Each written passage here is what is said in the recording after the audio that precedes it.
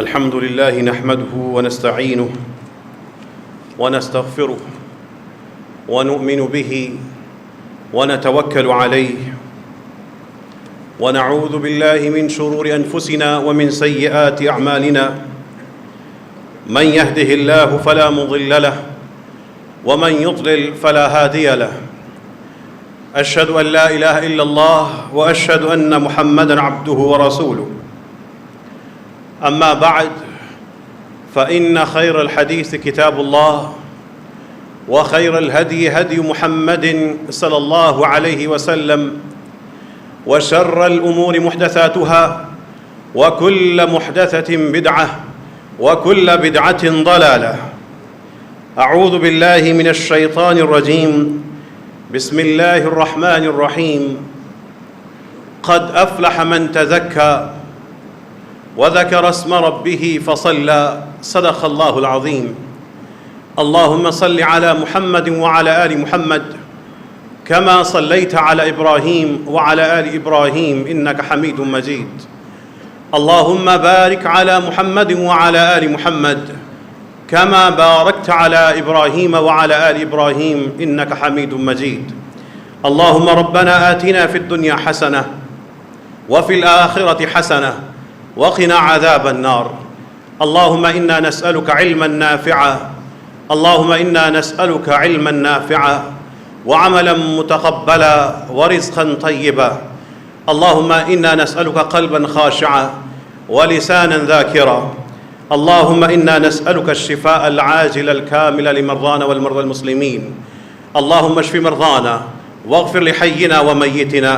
لا إله إلا أنت سبحانك إنا كنا من الظالمين. ان انسانوں کا کیا نصیب ہوگا جو سوال کرتے ہوں گے اور جواب رسول اللہ صلی اللہ علیہ وسلم دیتے ہوں گے. وہ مجلسیں کتنی مبارک تھیں جس میں پوچھنے والے انسان تھے اور بتانے والے رسول اللہ صلی اللہ علیہ وسلم تھے. ان مجلسوں سے اور ان سوالات سے وقت کا ایک تعلق آج بھی باقی ہے. وہ سوال بھی زندہ ہیں، وہ جواب بھی موجود ہیں. آئیے آج کے خطبہ جمعہ میں کچھ ایسے ہی سوال سنتے ہیں جو انسانوں نے کیے تھے لیکن ان کا جواب رسول اللہ صلی اللہ علیہ وسلم نے دیا تھا. اور یہ سوالات سنتے ہوئے سوچئے گا کہ میری زندگی میں اس سوال اور اس کے جواب کا عمل اور گنجائش کہاں پر بنتی ہے اور میری کون سی خامی اس سے دور ہوگی اور کس خوبی سے میں اپنے آپ کو چمکا سکتا ہوں. وہ جو آیت میں نے پڑھی ہے قد افلح من تزکا، جیتے گا وہی جو اپنے اوپر محنت کر کے اپنا آپ سنوار لے گا. انہی سوالوں اور جوابوں میں آپ نے اپنا آپ چمکانے کے لیے، اپنا آپ نکھارنے کے لیے طریقہ تلاش کرنا ہے. رسول اللہ صلی اللہ علیہ وسلم سے پوچھا گیا قیل یا رسول اللہ الرجلان یلتقیان ایہما یبدأ بالسلام. اے اللہ کے رسول، دو بندے آپس میں ان کی ملاقات ہوتی ہے، ان میں سے سلام میں پہل کون کرے گا؟ ایک ادھر سے آیا دوسرا ادھر سے آیا، ان دونوں میں سے سلام میں پہل کون کرے گا؟ اس شہر میں تو گریڈوں کے حساب سے سلام ہوتا ہے. لوگ عمارت اور غربت کے حساب سے پہل کرتے ہیں. امیر غریب کو سلام کرتے ہوئے توہین محسوس کرتا ہے، غریب لپک کر امیر کو سلام کر کے ساتھ اپنا پورا چہرہ مسکراہٹ سے بھرتا ہے. یہ انسانی معیار ہے. رسول اللہ صلی اللہ علیہ وسلم سے پوچھا جا رہا ہے ایہما یبدأ بالسلام، دو لوگ آمنے سامنے آ گئے، ان میں سے سلام میں پہل کون کرے گا؟ جواب رسول اللہ صلی اللہ علیہ وسلم کا سنیے. آپ نے فرمایا اولاہما باللہ، جو اللہ کے زیادہ قریب ہے وہ سلام میں پہل کرے گا۔ جواب اپنے اوپر طاری کر لیجئے، اولاہما باللہ، سلام میں پہل وہ کرے گا جس پہ للہیت طاری ہوگی اور وہ اپنے آپ کو رب کے قریب ترین اور زیادہ حقدار بننے کے لیے اس نے جستجو کر رہا ہوگا۔ وہ یہ نہیں دیکھے گا کہ سامنے والے کا رتبہ، مال، حیثیت، شان و شوکت، مظہر، لباس کیسا ہے۔ اولاہما باللہ، وہ رسول اللہ صلی اللہ علیہ وسلم کی اس حدیث کے بعد دنیا کے خود ساختہ معیار مسترد کر کے ایک طرف پھینک کر وہ اس حدیث کو رب کے ساتھ اپنا سودا بنا لے گا۔ سوال انسانوں کا تھا، جواب رسول اللہ صلی اللہ علیہ وسلم دے رہے ہیں، اور ان سے بہتر کوئی جواب دینے والا ہو سکتا ہے۔ پھر ایک اور سوال سنیے۔ ایک دیہاتی ان اعرابیا اتى النبی صلی اللہ علیہ وسلم فقال یا رسول اللہ دلنی علی عمل اذا عملته دخلت الجنہ۔ ایک سادہ طبیعت دیہاتی بندہ اللہ کے رسول صلی اللہ علیہ وسلم کے پاس آ گیا، کہنے لگا مجھے ایک کوئی ایسا عمل بتا دیں، ایک کام میں اس کو کروں اور میں جنت میں جاؤں۔ اس کی سادگی میں امت کے واعظوں، علماء، طلبہ علم اور جو دین کا پیغام پہنچاتے ہیں ان کے لیے ایک پیغام ہے۔ عام لوگ ان کو آ کے دلائل اور لمبے لمبے لیکچرز اور کتابوں کی ضرورت نہیں ہوتی، وہ سادہ سی بات یقین کر کے پوچھ رہے ہوتے ہیں کہ ہمیں بس سادہ سی بات بتاؤ، ہم نے کرنا کیا ہے۔ اس کے سوال کے جواب میں رسول اللہ صلی اللہ علیہ وسلم نے کیا کہا؟ رسول اللہ صلی اللہ علیہ وسلم سے جب یہ سوال ہو رہا ہے، آپ صلی اللہ علیہ وسلم نے یہ ارشاد فرمایا، تعبد اللہ، صرف اللہ کی عبادت کرتے رہنا، ولا تشرک بہ شیئا، اس کے ساتھ کچھ بھی شریک نہ کرنا۔ پاکستان میں بڑی تعداد میں ایسے مولوی موجود ہیں جو منبر رسول پر کھڑے ہو کر لوگوں کو ساتھ شرک کے عادی بناتے ہیں۔ مولوی کے شر سے زندگی بچ کے گزارنا۔ رسول اللہ صلی اللہ علیہ وسلم نے پہلی بات کہی، تعبد اللہ ولا تشرک بہ شیئا وتقیم الصلاۃ، دوسرا کام تم نے یہ کرنا ہے، نماز کا پابند رہنا ہے، وتؤتی الزکاۃ المفروضہ، سال کے سال جو فرض زکوٰۃ ہے ادا کر دینا ہے، وتصوم رمضان، اور جب رمضان آئے اس کے روزے پورے کر دینے ہیں۔ یہ ایک عمل ہے جو زندگی کو محیط ہے۔ عام سادہ شخص ہو، تم نے یہ جا کے کام کر دینا ہے۔ اس شخص نے رسول اللہ صلی اللہ علیہ وسلم کا جواب سنا۔ اس دیہاتی نے، سادہ انسان نے کہا، والذی نفسی بیدہ لا ازید علی ھذا، جس ذات کے قبضہ قدرت میں میری جان ہے، ان کاموں سے میں زیادہ کچھ نہیں کروں گا۔ دوسرا اس کا مفہوم یہ ہے کہ یہ تو میں کر کے چھوڑوں گا، اس سے زیادہ نہیں کرتا۔ فلما ولا، جب وہ شخص یہ سوال پوچھ کے چلا گیا، رسول اللہ صلی اللہ علیہ وسلم نے اپنے پاس بیٹھے ہوئے صحابہ سے کہا، من سرہ ان ينظر الى رجل من اہل الجنہ فلینظر الى ھذا، جس شخص کو یہ بات پسند ہو کہ وہ کسی جنتی کو دیکھے، وہ اس دیہاتی کو دیکھ لے۔ جب انسان زندگی میں، کاروبار میں، ملازمت میں اور پریشانیوں میں یا اپنی ذمہ داریوں میں اتنا الجھا ہوا ہو کہ وہ نفل اعمال نہیں کر سکتا، وہ فضیلتیں نہیں پا سکتا، تو کم از کم یہ وہ اعمال ہیں، یہ وہ کسی صورت میں نہیں چھوڑے گا۔ وہ تجارت یا ملازمت یا وہ پیشہ یا وہ گھر کے معاملات یا کوئی بیماری یا کوئی سفر یا کوئی وجہ ہے، وہ زندگی کی اگر اس طرح کی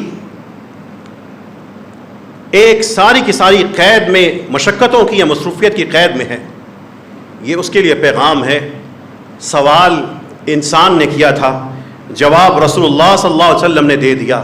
سوچئے کہ اللہ کے رسول صلی اللہ علیہ وسلم کے اس جواب میں میں نے کیسے اپنی زندگی کو چمکانا ہے۔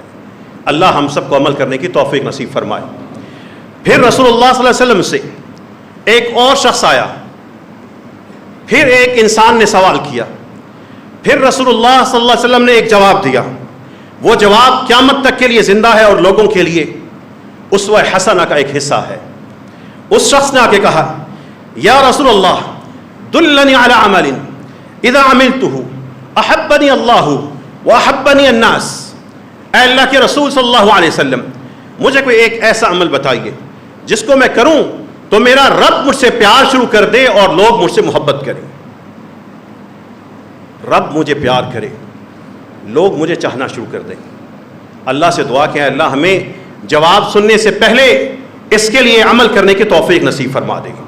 اے اللہ ہمیں ان دو چیزوں کی اپنی زندگی میں بھی اور رب کریم ہمیں آخرت میں بھی نصیب فرما دے۔ اے اللہ ہم دنیا میں رہیں اور یہاں سے جائیں تو تیرے محبوب ہوں، اور اے اللہ دنیا میں رہیں آخرت میں پیش ہوں تو لوگوں کی محبت ہمارا سرمایہ ہو، ہماری جمع پونجی ہو۔ رسول اللہ صلی اللہ علیہ وسلم نے کیا کہا؟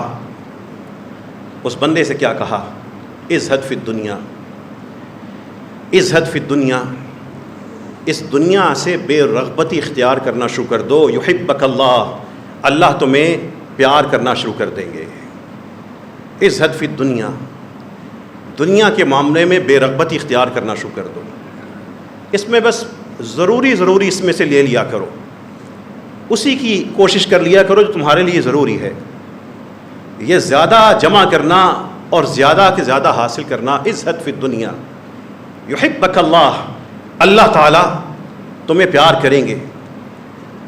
اور وازہد فیما عند الناس، اور جو لوگوں کے پاس ہے اس پہ نظر نہ رکھا کرو، اس کے بارے میں زیادہ نہ سوچا کرو۔ یحبک الناس، لوگ تمہیں پیار کرنا شروع کر دیں گے۔ یہ رسول اللہ صلی اللہ علیہ وسلم کا جواب ہے۔ ازہد فی الدنیا، دنیا کے بارے میں اتنا نہیں سوچنا کہ رب کو بھلا کے نمازیں چھوڑ کر حرام جمع کر کے دنیا پالی لیکن رب کھو دیا۔ اس سے زیادہ کوئی بد نصیب ہے کہ جس نے دنیا جمع کر لی لیکن رب کو کھو دیا۔ ایک عصر کی نماز کے بارے میں رسول اللہ صلی اللہ علیہ وسلم فرماتے ہیں، انسان کی ساری جائیداد، ساری اولاد، ساری اس کے ہاتھ میں نقدی یا سونے جواہرات، یہ سارے کے سارے برباد ہو جائیں، اس سے بڑا نقصان یہ ہے کہ عصر کی ایک نماز ضائع ہو جائے۔ ایک عصر کی نماز کا اتنا بڑا انسان کے نقصان ہے، ایک عصر کی نماز چھوٹنے کا اتنا بڑا رب کے ہاں یہ معیار ہے۔ اللہ سے دعا کیجئے اللہ ہمیں اللہ والا بنا دے، ہمیں اللہ کے مقربین میں شامل فرما دے۔ پھر رسول اللہ صلی اللہ علیہ وسلم سے ایک اور سوال ہوا، ایک انسان نے سوال کیا اور جواب سن لیجئے۔ جواب دینے والے رسول اللہ صلی اللہ علیہ وسلم ہیں۔ جب ذہن میں کوئی سوال آئے تو سب سے پہلے یہ سوچا کریں کہ مجھے اس کا جواب قرآن میں سے ملے یا حدیث میں سے مل جائے یا قرآن اور حدیث کو بتانے والے علماء کرام کی رائے کی روشنی میں مل جائے۔ اس سے باہر دین نہیں ہے۔ دین صرف وہی ہے جو اللہ نے کہہ دیا، جو رسول اللہ صلی اللہ علیہ وسلم نے فرما دیا، اور جو ان دونوں کو معیار بنا کر جن علماء کرام نے دین کی باتیں سمجھا دیں، بس وہی دین ہے۔ انسان نے سوال کیا، یا رسول اللہ ای الدعاء اسمع، اے اللہ کے رسول صلی اللہ علیہ وسلم سب سے زیادہ سنی جانے والی دعا کون سی ہے؟ سب سے زیادہ قبول ہونے والی دعا کون سی ہے؟ ہم میں سے کون نہیں چاہتا کہ میں ہاتھ اٹھاؤں یا میں دعا کروں تو میری دعا قبول ہو جائے گی؟ اسی ایک انسان نے کسی نے سوال کیا کہ سب سے زیادہ قبول ہونے والی دعا کون سی ہے؟ آپ صلی اللہ علیہ وسلم نے 2 باتیں خاص طور پہ بتائیں. جوف اللیل الآخر، جو رات کا آخری حصہ ہوتا ہے، رات کا دوسرا آخری حصہ ہے، اس میں جو دعائیں ہوتی ہیں وہ سب سے زیادہ سنی جانے والی ہیں. اور دوسری بات یہ بتائی وَدُبُرُ الصَّلَوَاتِ الْمَكْتُوبَاتِ، اور جو فرض نمازوں کا اختتامی حصہ ہے، فرض نمازوں کی پشت ہے، فرض نمازوں کی آخری حصہ ہے، اس میں جو دعائیں ہوتی ہیں وہ قبول ہونے والی، سب سے زیادہ قبول ہونے والی ہیں. رسول اللہ صلی اللہ علیہ وسلم نے جواب دے دیا. الصلوات المکتوبات ہمیں پتہ ہے کون سی ہیں. ان فرض نمازوں میں آخر یا حصہ وہ ہے، اس کی 2 مقام بنتے ہیں. سلام پھیرنے سے پہلے جو وقت ہے وہ دبر الصلوات المکتوبات کہلائے گا، اور اسی طرح سلام پھیرنے کے بعد کا جو وقت ہے وہ بھی اس میں شامل ہے. یہاں پر فرقوں کی اس نحوست اور گھٹن سے آزاد ہو کر اس مسئلے کو سمجھ لیجیے. جب انسان سلام پھیر رہا ہے، اس سے پہلے درود پڑھ کر جو درمیانی وقت ہے، درود اور سلام کے درمیان جو درمیانی وقت ہے، یہ انسان کا وہ وقت ہوتا ہے جو وہ دعا کرنا چاہے کر لے. التحیات بیٹھے، التحیات پڑھ لی، پھر درود پڑھ لیا، پہلے اللہ کا حق ادا کر دیا، التحیات للہ والصلوات یہ سارا پڑھ کے، پھر اللہم صلی علی، درود پڑھ کے آپ نے درود پڑھ لیا، اللہ کے رسول صلی اللہ علیہ وسلم کا حق ادا کر دیا. پھر اپنی باری ہے، اب مجھے کیا چاہیے. تشہد کا وہ حصہ سلام پھیرنے سے پہلے، وہ فرض نمازوں میں یا نفل نمازوں میں بھی اس کو لمبا کرنا شروع کر دیں. جتنی دعائیں یاد ہیں پڑھنا شروع کر دیں، توجہ سے پڑھنا شروع کر دیں. رب جعلنی والی دعا پڑھتے ہیں وہ پڑھ لیں. اللہم انی ظلمت نفسی، کسی نے ایک یہ یاد کی ہوتی یہ پڑھ لیں، دونوں پڑھ لیں. ربنا آتنا فی الدنیا حسنہ آتی ہے وہ پڑھ لیں.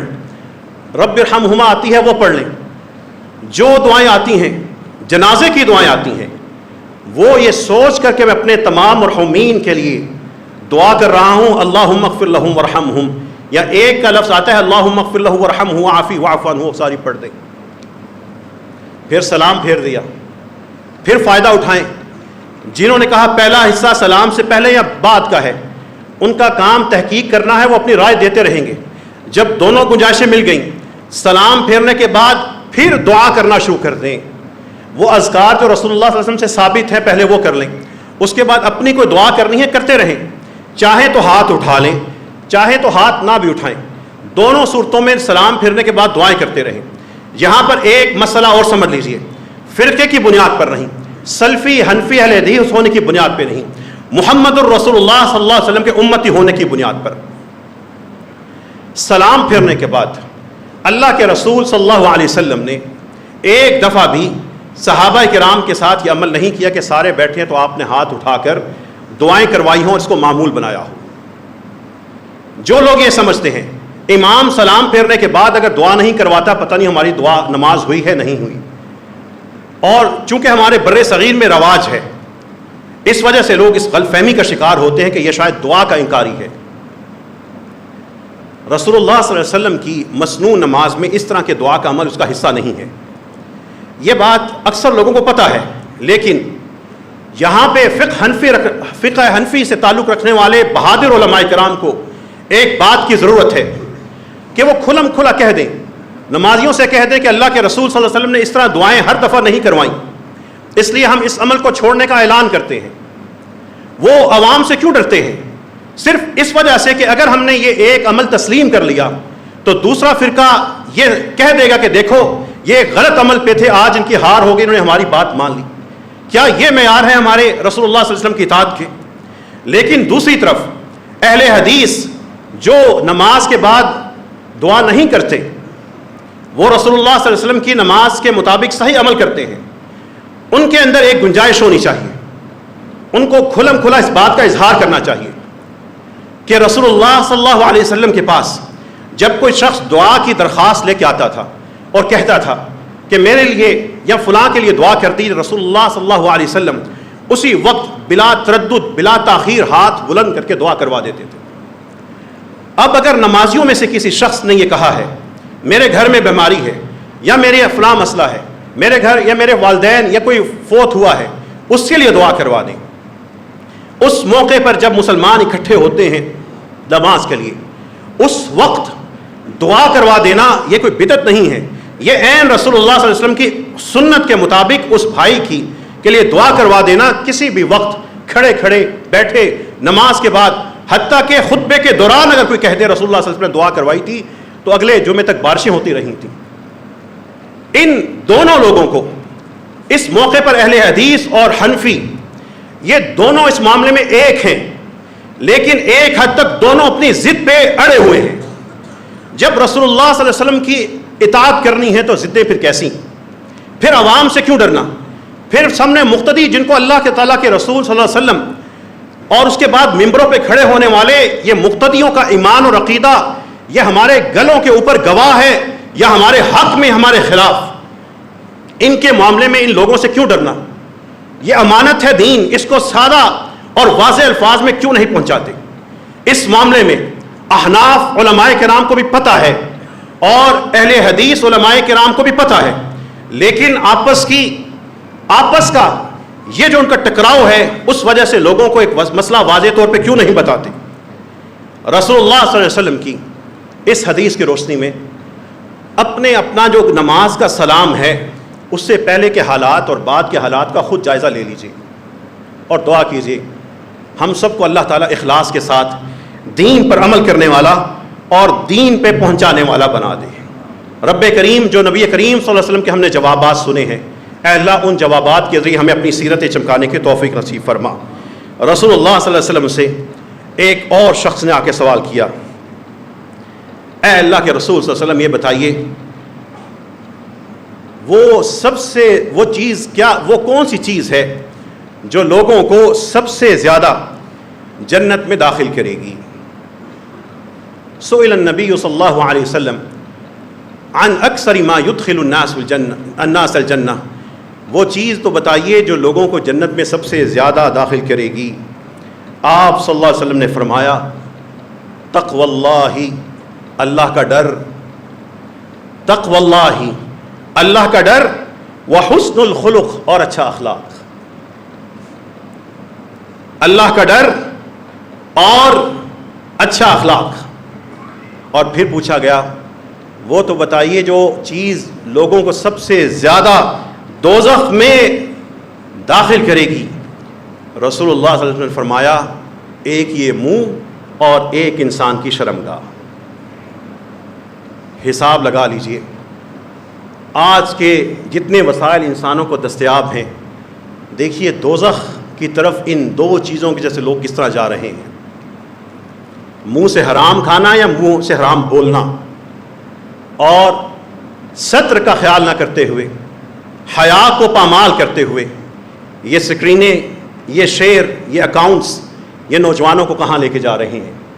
اور آخری حدیث بطور خاص اس مسجد میں باقاعدہ آنے والے بچوں کے لیے، بڑوں کے لیے تو ہے، لیکن جو بچے بیٹھے ہیں ان کے لیے، جن کے ماں باپ سلامت ہیں، جن کے ماں باپ ان کے پاس موجود ہیں، بطور خاص ان کے لیے اللہ کے رسول صلی اللہ علیہ وسلم کا ایک صحابی آ کے کہنے لگا یا من حق الناس بحسن صحابتی یا رسول اللہ، اے اللہ کے رسول صلی اللہ علیہ وسلم سب لوگوں میں میرے اچھے سلوک کا مستحق کون ہے؟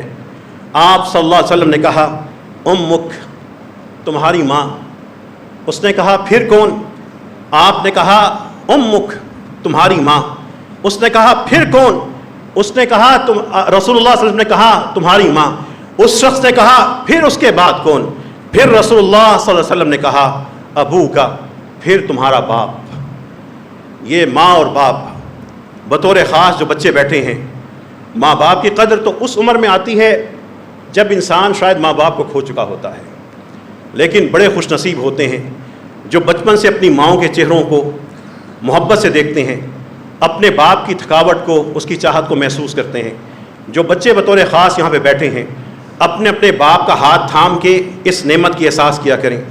جو بچے یہاں پہ بیٹھے ہیں ان کے لیے پیغام ہے کہ گھر میں جب ماں باپ لیٹے ہوں ان کے جا کے پاؤں پکڑ لیا کریں۔ یہ جو جدید تعلیم ہے اس نے جو ہمیں قدروں سے دور کیا ہے، اس میں ایک یہ چیز ہے کہ ماں اور باپ کو بھی ایک عام انسان کی طرح سمجھ لینا۔ یہ ماں اور باپ، دنیا میں بہت سے انسان بڑے اچھے ہو سکتے ہیں لیکن ماں اور باپ جیسا نہیں ہو سکتا۔ ان بچوں کے لیے، ان بیٹیوں کے لیے یہی پیغام ہے کہ جا کر جب ماں اور باپ بیٹھے ہوں، جب لیٹے ہوں، ان کے پاؤں کو جا کے پکڑ کے دبانا شروع کر دیا کریں۔ ان پاؤں کے اندر وہ برکت ہے، وہ عظمت ہے جو دنیا کی کسی ڈگری میں نہیں ہے، دنیا کے کسی عہدے میں نہیں ہے، کسی تجارت میں نہیں ہے۔ جب ماں اور باپ غصے میں ہوں اس وقت خاموش ہو کے مسکرا دیا کریں، ان کے پاس جا کے محبت سے ان سے لپٹ جایا کریں کہ آپ غصہ بھی کر رہے ہیں تو میں آپ کا فرزند، آپ کی بیٹی ہوں، آپ کی اولاد ہوں، اس سے گھبرانے کی ضرورت نہیں۔ جب ماں باپ نصیحت کر رہے ہوں، ان بچوں کے لیے پیغام ہے شکر ادا کیا کریں کہ ماں باپ کی نصیحتیں ہیں۔ اگر ماں باپ ہلکی پھلکی لگا دیتے ہیں تو کہا کریں ایک اور لگا دیں، بڑا لطف آیا ہے۔ یہ وہ لطف ہیں جن کو یاد کر کے اس مسجد میں بیٹھنے والے کئی رو رہے ہوں گے، کئی روتے ہوں گے، ماں باپ کو یاد کرتے ہوں گے۔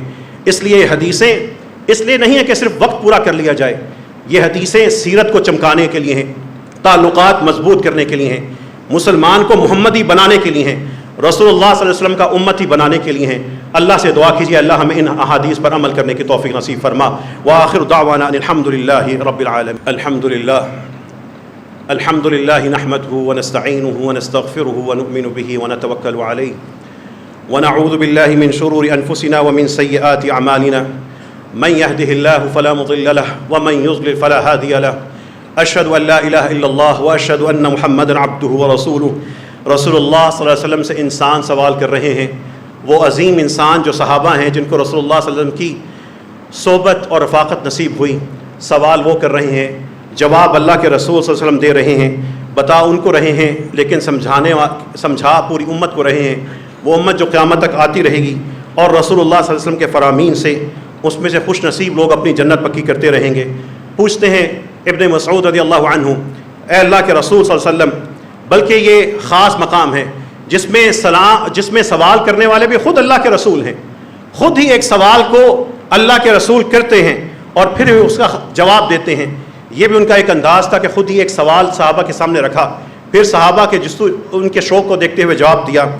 رسول اللہ صلی اللہ علیہ وسلم کہنے لگے الا اخبرکم بمن یحرم علی النار او بمن تحرم علیہ النار، میں تمہیں ایسے شخص کے بارے میں نہ بتاؤں جو آگ پر حرام ہے اور آگ اس پر حرام ہے۔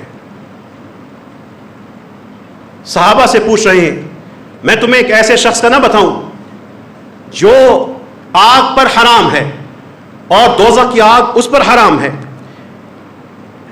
پھر خود ہی جواب دیا تحرم علی کل قریب ہین لین سہل، دوزخ کی آگ حرام ہے ہر اس شخص پر جو انسانوں کے قریب قریب ہوتا ہے، آسان ہوتا ہے، نرم ہوتا ہے، ہموار ہوتا ہے، پیچیدہ نہیں ہوتا، بندوں کے ساتھ محبت سے، نرمی سے، سادگی سے، پیار سے، الفت سے زندگی گزارتا ہے۔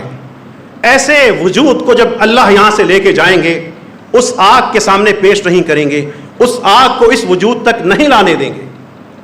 اللہ سے دعا کیجئے اللہ ہمیں یہ صفات عطا فرما، اے اللہ ہمیں نرم بنا دے، نرمی پھیلانے والا بنا لے، اے اللہ لوگوں کے لیے وسیلہ رحمت بنا دے، اے اللہ ہم سب کو نبی کریم صلی اللہ علیہ وسلم کی ان احادیث کے مطابق، اے اللہ کے رسول صلی اللہ علیہ وسلم کی احادیث کے مطابق ہم سب کو اپنی اپنی سیرتیں، اپنے اخلاق سنوارنے کی توفیق نصیب فرما۔ پھر ایک اور چیز کا جائزہ لیجئے، موجودہ دور میں پاکستان کا فتنہ باز مولوی جو بڑی تعداد میں پاکستان میں پیدا ہو چکا ہے، یہاں پہ لوگوں کو ضرورت سے زیادہ آزادی ہے۔ وہ جو پچھلے 5 سال سے بحثیں چل رہی ہیں، ان ساری بحثوں کو ایک طرف رکھ کے رسول اللہ صلی اللہ علیہ وسلم سے ایک صحابی نے سوال کر دیا، اے اللہ کے رسول صلی اللہ علیہ وسلم یہ تو بتائیے آپ کو من احب الناس الیک، لوگوں میں سے سب سے پیارا آپ کو کون لگتا ہے؟ آپ صلی اللہ علیہ وسلم نے کہا عائشہ، مجھے سارے انسانوں میں عائشہ پیاری لگتی ہیں۔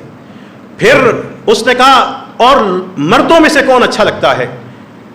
آپ صلی اللہ علیہ وسلم نے کہا ابوہا، عائشہ کا باپ ابو بکر سب سے اچھا لگتا ہے۔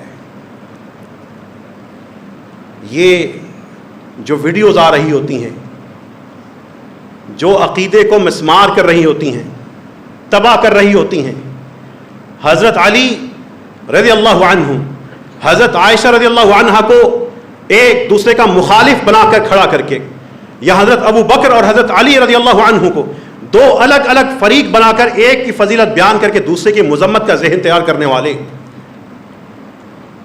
ان لوگوں کو یہ سمجھائے کہ اس سے بڑا بدبخت کون ہے کہ رسول اللہ صلی اللہ علیہ وسلم کے دل میں سب سے زیادہ محبت عائشہ کی ہے، اور یہ بد نصیب پکڑ پہننے والا بظاہر ایک علماء نما ہاتھ میں مائک لے کر لوگوں کو عائشہ کے بارے میں، اس کے بارے میں دل میں نفرتیں پیدا کر رہا ہے، اس سے زیادہ بد نصیب کون ہو سکتا ہے؟ یہ روشن خیالی کے چکر میں صحابہ کرام کے حوالے سے آپ کے عقیدے میں کوئی لغزش یا کمی نہ آئے، کوئی اس شدت میں کوئی ہلکا پن نہ آئے، اس لیے کہ صحابہ کرام رضوان اللہ علیہم اجمعین جو نبوت کا محل ہے اس کے ارد گرد کی فصیل ہیں، کسی نے ایک اینٹ توڑ لی دشمن وہاں سے داخل ہو سکے گا، ایک اینٹ کو توڑنا تو دور کی بات، اس اینٹ پر ہم خراش برداشت نہیں کر سکتے۔ انہی احادیث کے ذریعے اپنے عقائد کو درست کیجئے، اپنی اولادوں اور اپنے گھر والوں کے دل میں صحابہ کرام کی محبت اور اس کا دفاع کرنے کا جذبہ پیدا کیجئے۔ اللہ تعالیٰ سے دعا کیجئے اللہ جو کہا ہے، جو سنا ہے، اللہ ہمیں اس پہ عمل کرنے کی توفیق نصیب فرما۔ اللهم إنا نسألك بأسمائك الحسنى وصفاتك العلى، اللهم إنا نسألك بالصلاة والسلام على النبي الحبيب العظيم المصطفى، اللهم اغفر لنا ولجميع المسلمين، اللهم اغفر لنا ذنوبنا كلها دقها وجلها وأولها وآخرها وعلانيتها وسرها، اللهم اشف مرضانا ومرضى المسلمين۔ اے اللہ ہمارے تمام مریضوں کو شفا نصیب فرما۔ ہمارے ہی پڑوس میں ایک ڈاکٹر ہیں، کینسر کی شکایت ہوئی ہے، تکلیف میں، اللہ ہمارے اس بھائی کو شفا نصیب فرما۔ ہمارے بہت سے بھائی اس موذی مرض سے گزر رہے ہیں، اے اللہ ان بھائیوں بہنوں کو سب کو شفا نصیب فرما دے۔ ان سنگین بیماریوں کو جن کو ہو چکی ہیں یا جن کو نہیں ہوئیں لیکن ان کے مقدر میں ہیں، اے اللہ ان بیماریوں کو ٹال دے۔ اے اللہ جو حادثہ ہمارے مقدر میں، اللہ اس کو ٹال دے، اے اللہ اس کو دور فرما دے۔ اے رب کریم ہمیں سب کو اپنی قبر کی، اپنی آخرت کی تیاری کرنے کی توفیق عطا فرما۔ اللہم انفعنا بما علمتنا، اے اللہ جو آپ نے ہمیں علم دیا ہے اسے ہمیں نفع عطا فرما، اور جو نفع آور چیز ہے اللہ ہمیں وہ سکھا دے۔ وزدنا علما، اے اللہ ہم سب کے علم میں، عمل میں اے اللہ اضافہ فرما دے۔ اے اللہ ہم سب کو اپنے ماں باپ کے لیے صدقہ جاریہ بنا، جن کے ماں باپ زندہ ہیں اللہ ان کو لمبی ایمان والی، صحت والی زندگی نصیب فرما۔ جو دنیا سے ایک یا دونوں جا چکے ہیں اللہ ان کی قبروں کو منور معطر فرما دے۔ ہمارے جو رشتہ دار، بہن بھائی، چچا پھپھو تایا، جتنے بھی لوگ فوت ہو چکے ہیں، اے اللہ ان سب اہل ایمان کی خبروں کو منور معطر فرما دے۔ اے اللہ اہل غزہ کی مدد فرما۔ مسلمان جو بے بس ہیں ان کو اللہ طاقت نصیب فرما، جو غافل ہیں اللہ ان کو غفلت سے نکال دے۔ اے اللہ یہاں پر موجود ہر شخص کو اپنے گھر کو دوزخ کی آگ سے بچانے کی توفیق نصیب فرما۔ جو دوزخ کی آگ ہم اپنے گھروں میں اس کے اسباب کو دیکھ رہے ہیں، جلا رہے ہیں، پہنا رہے ہیں، سن رہے ہیں، کھلا رہے ہیں، قو انفسکم واہلیکم نارا، لوگوں بچا لو اپنے گھر والوں کو اور اپنے آپ کو اس آگ سے، وقودها الناس والحجارہ، جو کھانے کے لیے پتھر اور بندے مانگے گی۔ اے اللہ اس آگ سے ہم سب کو بچنے کی توفیق نصیب فرما۔ ربنا آتنا فی الدنیا حسنہ وفی الآخرۃ حسنہ وقنا عذاب النار، وآخر دعوانا ان الحمد للہ رب العالمین۔